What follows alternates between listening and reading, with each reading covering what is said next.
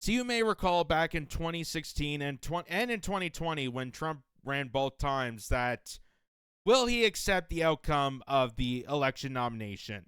That was always the big question that the mainstream establishment always held against him, that he was never going to accept the nomination, he was never going to accept the outcome. But oddly enough, the person that didn't accept the nomination and still continues to not accept 2016 wasn't Donald Trump. It was Hillary Clinton. That's the funniest part. It's the fact that Trump, even with this rhetoric, even when he says, like, I'm not going to accept it until I win, he still passed on the torch, but yet Hillary Clinton, to this day, even 8-9 years after the fact, still cannot come to terms with the fact that people voted for a game show host rather than her. And it's amazing that that rhetoric, that same questioning, that shoe fits another foot here, as you're about to see. So this is from Axios. And they report that, Scoop, some top Democrats won't commit to certifying a Trump win. What? You're telling me that they won't accept the nomination? They won't accept the outcome of the election? I thought that was such a big deal. I thought that was such a part of democracy. Why would someone like this guy, Jamie Raskin, who you're about to see why in a second, is the top proponent of this article, why would they not accept the election outcome? So that goes into this podcast with this is Patrick Bet David's podcast. I don't know why I'm fudging the words on that. This is Patrick Bet David's podcast, and he has on this guy, Mike Bentz, who is the director of the Foundation for Freedom Online. He is the former State Department official with responsibilities in formulating and negotiating U.S. foreign policy on international communications and information technology matters. So this guy knows a thing or two about the playbook. He knows a thing or two about censorship, the tactics that they're using. He was formerly in the State Department. He has now been ousted. He has now been a whistleblower for calling out the tactics of censorship, election interference, how the intelligence agencies purposely go against Trump, go against the populist movement, how they systematically destroy those opportunities. And he's about to explain exactly why top Democrats are refusing to accept the nominee, and more so, the tactics that they're going to enforce, even if Trump does get elected. Listen to this. Jamie Raskin in Congress has said, let people vote for Trump if they want. We're not going to certify his election anyway. So he may be elected, but we're not going to let him be inaugurated. When did he say that? This is like 2 months ago. You can pull up the Jamie. So one of the top Democrats stating, go ahead, vote for Donald Trump, but we're not going to inaugurate him. He can be elected by the people, but he can't be inaugurated. That's what Jamie Raskin is telling people. Go ahead and vote for whoever you want. We decide the outcome anyway. We get to decide if they get inaugurated or not. And here's exactly why he's using this tactic. What his motivation is. Is this the one? I think that's probably the one. Play it, Rob. Again, it's necessary, but it's not sufficient, because what can be put into the Constitution can slip away from you very quickly. And the greatest example going on right now before our very eyes is Section 3 of the 14th Amendment, which they're just disappearing with a magic wand, as if it doesn't exist, even though it could not be clearer what it's stating. And so, they want to kick it to Congress. So it's going to be up to us on January 6, 2025, to tell the rampaging Trump mobs that he's disqualified. And then we need bodyguards for everybody. And so he's saying it's up to us in Congress to tell the Trump mobs, meaning the people of America, that the person you voted for is disqualified. Because we have tricks up our sleeves. We have this unlawful, unethical lawfare against Donald Trump.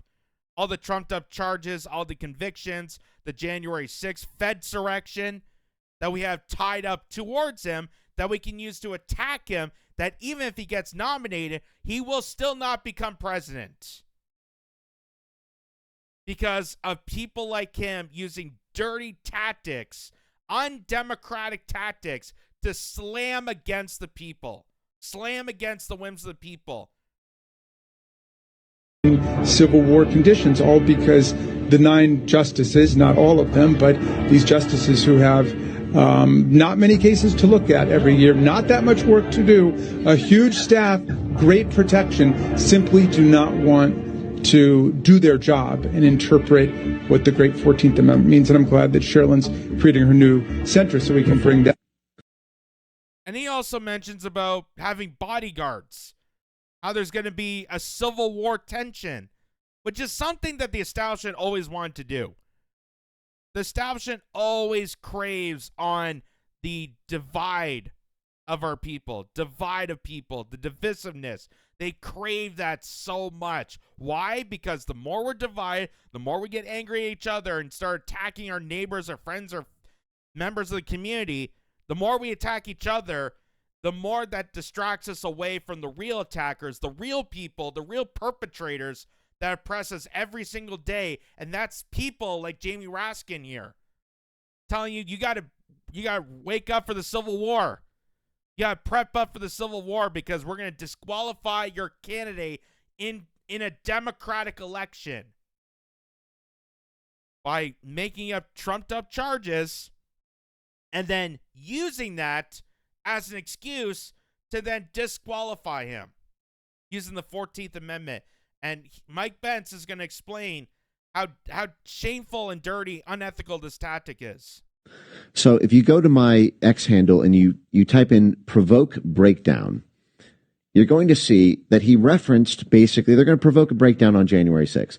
Now, this is very interesting. So here you go. I think this is one, right? Clear Trump win. This is the scenario. Now, if you go to the next screenshot, you'll see what it says there in yellow highlights with the red highlight. Again, this was in June 2020, being organized by military, intelligence, State Department, and high-level political operatives from both sides of the aisle. Again, both the former heads of the both major political parties who were both anti-Trump. And one of the most consequential moves in their war game for how to make sure Biden was inaugurated, even if Trump was elected, was that Team Biden role played by no less than John Podesta, who would then occupy this very senior slot in the Biden administration, White House. One of the most consequential moves was that Team Biden on January 6th provoked a breakdown in the joint session of Congress by getting the House of Representatives to agree to award the presidency to Biden based on the alternative pro-Biden submissions sent by pro-Biden governors. This is what they're planning to do. They're going to make the argument that Donald Trump is disqualified under the 14th Amendment because of January 6th, and then they will do the exact same. How likely is it they're going to do that? I think it depends on how robust the consensus building has been for this and how much infighting there is in the Democrat camp. I think that the ire between the Biden and Harris camp has disunified some of these networks that have sort of reluctantly given in to some of the recent Trump momentum. But it's hard to know right now because a lot of these tools would not be played while Biden, Harris is still the occupants of the White House. They would not, for example, deploy street mobilization protests to burn federal buildings or police precincts or put the country in crisis while the person they want to win is occupying the White House. So I just want to go back to that graphic there. So they're trying to use what known as the 14th Amendment, Section 3, which states to the United States Constitution, also known as the Disqualification Clause or Insurrection Clause, prevents certain people from holding office. Prohibited offices, senators, representatives, electors, or any civil or military office in the United States or state. Prohibited actions engaging in insurrection or rebellion against the Constitution or giving aid or comfort to its enemies. Exemptions: Congress can remove the disability with 2/3 vote in each house.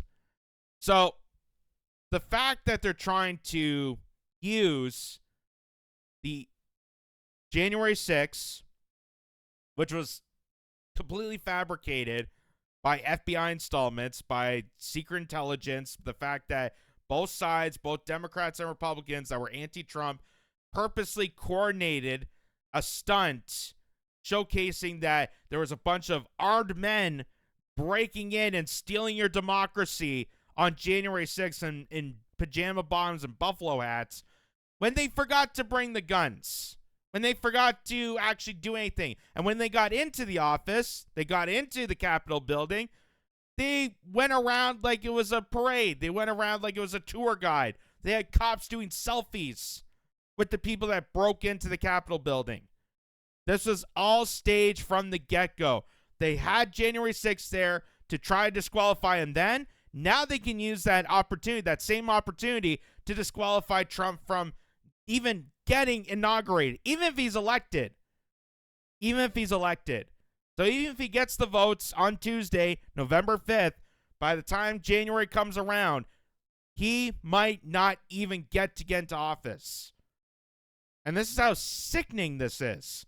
Because if they could do this to Trump, they could do this to anybody. They could have done this to Bernie Sanders if he didn't cower to the Democratic establishment. They could do this to Tulsi Gabbard. They could do this to RFK Jr. They could do it to anybody. Anybody who stands in the threat of global neoliberal order. That's why they're doing this. Because Trump is that wild card. He's the wrench that will clog the system once again. And just like they did in 2016, they're going to try, if he wins 2024, which more than likely he's going to, based off recent polling. Harris needs a Hail Mary miracle to get through a lot of the swing states. They're going to pull off these dirty tricks. They're going to pull this off, make it sound legal in the fact that, oh, we're bringing the 14th Amendment because Donald Trump did an insurrection, without critically analyzing the fact that the insurrection was actually a federal ploy done by secret intelligence agencies like the FBI, installing people to create that chaos so they could do something like this. This is all planned out from the get-go, and this is the last dirty trick that they have up their sleeve that Jamie Raskin is profoundly expressing out in the open and smiling about it because he knows there might be a chance to this. There might be a chance to it. And the fact that they're bringing up the amendment clause, that's going to stir people's mind to think, oh, well, that makes a lot of sense because it's the amendment. But I understand the repercussions that comes from all this. So here's protests to burn federal buildings or police precincts or put the country in crisis while the person they want to win is occupying the White House. So it's unclear how robust the infrastructure is underneath the surface because they're not going to launch the surface attack until Trump wins an electoral college victory. But this is absolutely what they're planning. And by the way, they tried this in 2016. In 2016, they got about 13 or 16 alternate electors to not certify Trump's election then. But that was 8 years ago. It's unclear how much more reach they've gotten into that, but that is what this legal network is planning, whether they can pull it off or whether it costs them too much legitimacy. It's not going to work because the Supreme Court, he's got it, right? Is it, 5-4 right now or 6-3? I don't know what this is not going to be done without Supreme Court saying, relax, guys. You're acting a little bit out of control. He's the president. Go cry a little bit and you'll get over it. Well, two things on that. One is, remember, it was this Supreme Court which voted 7-2 not to actually hear Trump's questions about the last election, about election fraud. That was, Trump's legal team applied for cert to the Supreme Court, and it was 7-2. They voted not to hear the case. So the Supreme Court actually basically did not support, Trump's even ability to air that evidence publicly. And then the second thing is they are simultaneously launching this operation against the Supreme Court. They've opened these sort of ethics probes into Clarence Thomas. They are reopening, the lines of attack against Kavanaugh. I think part of this is to try to induce sort of tacit personal threats to the family, the stability, the reputation, the legacy of the Supreme Court justices so that they do not intercede on whatever operation they're going to be. So not only are they doing the 14th Amendment clause to pin up Trump for not even getting inaugurated, but they're also trying to weaponize the Supreme Court justices. They're trying to weaponize them by making unethical claims, by bringing up their family past, by demonizing not only the people sitting in court, but also their family upbringing. To stop this, because Trump really is a danger to the establishment, even though he's not really a danger to the establishment. He does pander to them. He does, he gives out tax breaks to the 1%, just like any other billionaire. And they adored him 20 years ago when he had his TV show. They loved him when he was a celebrity. They loved him when he was a tyrannical real estate mogul of New York City and made those giant skyscrapers all across the world. They loved him for that. But the fact that now in 2024, concerning the fact that now you have Trump, you also have the coalition with him and RFK Jr., you have Tulsi Gabbard on his team, you have J.D. Vance, you have Elon Musk, you have all these individuals that kind of coordinate together, that people have been saying that they're, right-wingers or racist or are trying to use the sexist trope or trying to say that they're Russian puppets, all because they stand outside of the establishment. And especially people like Trump and Elon Musk, it's very surprising the fact that these are two wealthy billionaires. These are two wealthy individuals who played to every notion of the establishment long beforehand. They were, favorable up until the point that, Trump decided to get into politics and figured out, maybe I have control over the CIA. Maybe I get to decide what wars we pretend to get into. That happened, and then also Elon Musk buying Twitter. That's when they decide, hey, these people are now awful people. Now we have to go after them. Now we have to make these criminal court cases against Elon Musk, even though Elon Musk didn't really do anything wrong. All he did was buy a social media platform like any other billionaire could and allowed people to speak. That's the worst that could happen with Elon Musk. On top of anything else you could actually criticize about Elon Musk. Same with Trump, same with anybody else. But because it's a threat to the establishment order, because it's a threat to the capitalist global oligarchy, that is why they're doing this tactic. That is why this is being implemented. And not only just with Trump, but also the Supreme Court, also his supporters, everything between, to stop people from challenging the status quo. So it got so much attention that the Washington Post made this video on apparently their YouTube channel, I guess they have, or some sort of TV network that they have. So it says the Washington Post is completely falling apart. Hugh Hewitt got fed up of the lies and disinformation being pulled out of his fellow journalists about Trump and walked out. There's at least one guy there who still has a sense of journalistic responsibility to report the truth. And that's Hugh Hewitt, I think, is the guy on the top right there. And here's what they're going to say about, they're going to make, again, they're going to make assumptions on the fact that Trump is going to make, say the thing is rigged and how dare he, and oh my God, how crazy it is. Listen to this. Is it me, or does it seem like this week Donald Trump is laying the groundwork for contesting the election by complaining that cheating was taking place in Pennsylvania by suing Bucks County for alleged irregularities? And this is on top of his continual assertion that...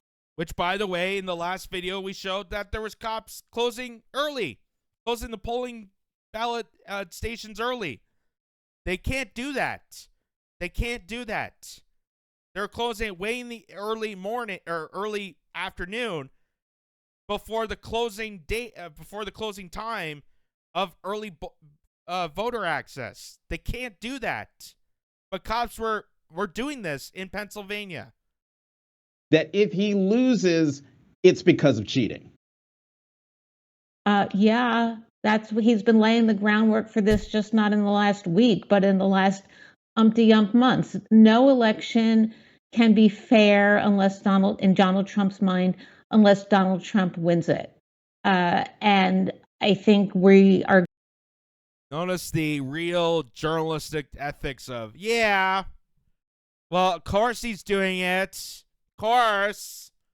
Because if he doesn't win, then everything's a joke, and I have to tell you that because that's what I've been told. Yeah. That really sounds like a real intelligent woman there. We're going to see him both rev up his supporters to contest elections outside of courtrooms and go to every courtroom he can in America where it's relevant to make whatever arguments he can, no matter how far-fetched. We saw Jonathan, that I've work got out last time, but it didn't work out this time. Finish, It Hugh. may not work. That may not happen this time. And now I'll let you go, Hugh. And by the way, compare that to 2016 where everybody was in uproar. Everybody was trying to contest every single aspect of that election to try to disprove that Trump won. To the point that they had everything on that list of blame. They blamed voters. They shamed people as being deplorables. They blamed everything except the Hillary Clinton campaign. Really. They tried to blame Russia. That was the whole point of Russiagate. To try to disclose the fact that they failed as a political party and also to drive up tensions towards Russia for the inevitable war that now is taking place. Because if we were already angry at Russia for misinformation and election interference that they've already cultivated, then of course now we can just be angry at the fact that, oh, somehow they stormed into Ukraine. And forget the fact that we overthrow Ukraine. We were the ones that came in. We're the ones that had been aiding a bunch of neo-Nazis this whole time. And we're the ones provoking this war and using Ukraine as cannon fodder to fight Russia over there. That's the whole purpose of it. They will never tell you that, but they at least gave you the sensibility to already be pre-angered at Russia for it. So, Well, I've just got to say, we're news people, even though we're at the opinion section. It's got to be reported. Bucks County was reversed by the court and instructed to open up extra days because they violated the law and told people to go home. So that lawsuit was brought by the Republican National Committee, and it was successful. The Supreme Court ruled that Glenn Youngkin was successful. We are news people, even though we have opinions, and we have to report the whole story if we bring up part of the story. So yes, he's upset about Bucks County, but he was right, and he won in court. That's the story.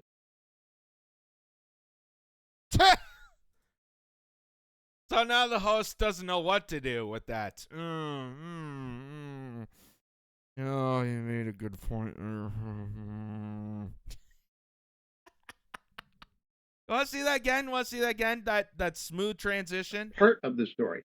So yes, he's upset about Bucks County, but he was right, and he won in court. That's the story. I'll let you keep going, Jonathan. No, I'm.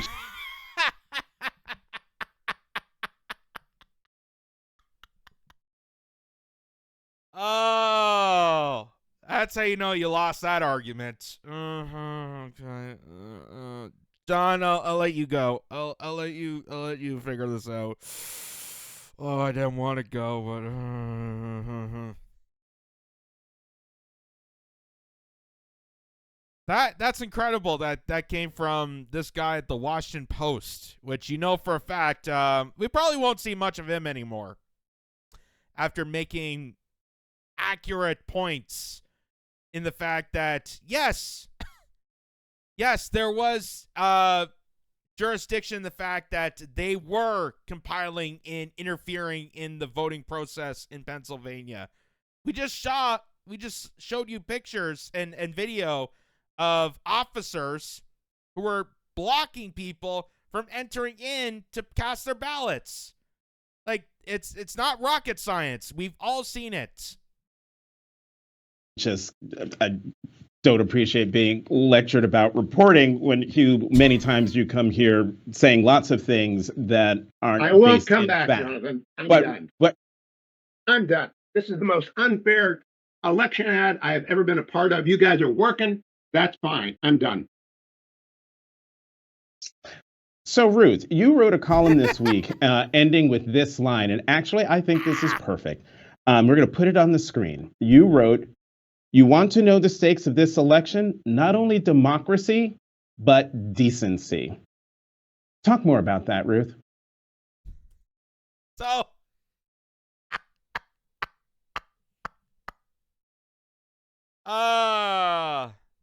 that's when you have to stall for time. That's when you have to stall and try to, get the train back on the tracks there. Oh, God. The one journalist that made good points is left, and it made me feel ashamed. Okay, Ruth, you have a book out. Talk about it. Say words, please. Say something. Do something to stall time, please.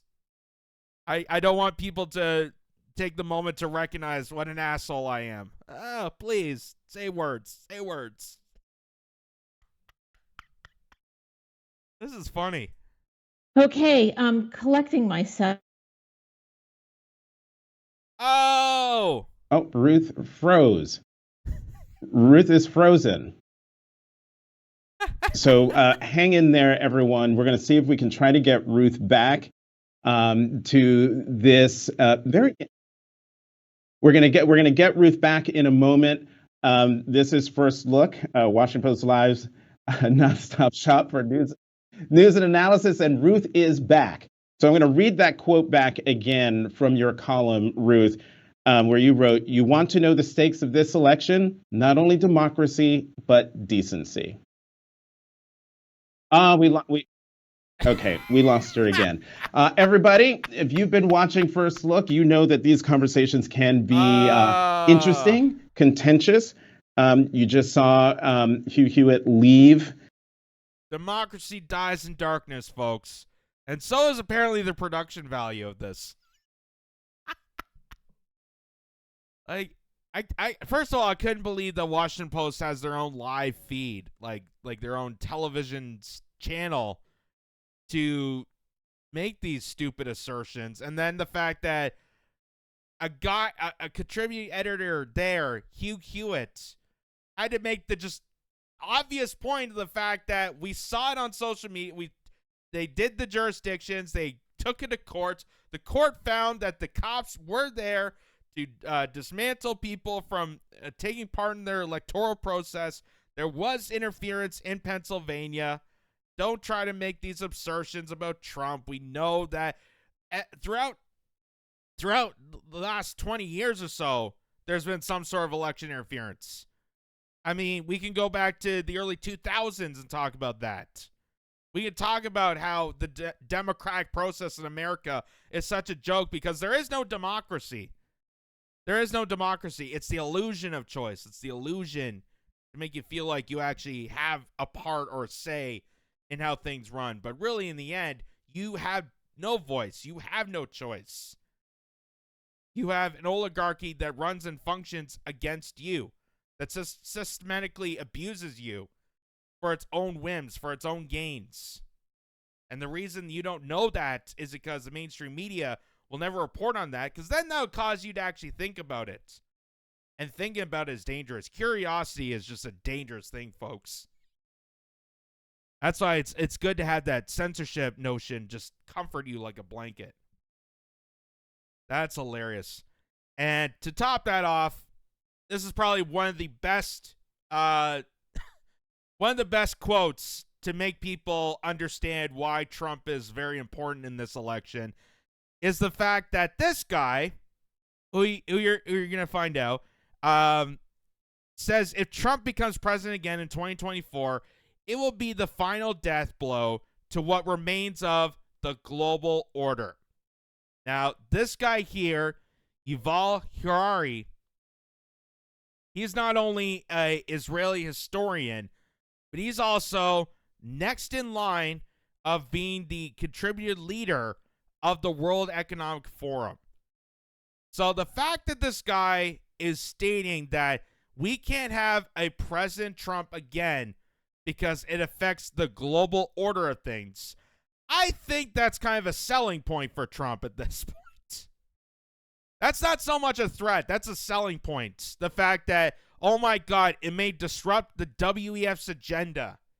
It may backtrack things a bit. Maybe that 2030 was supposed to be in 2020 and it didn't happen because we didn't have Hillary Clinton.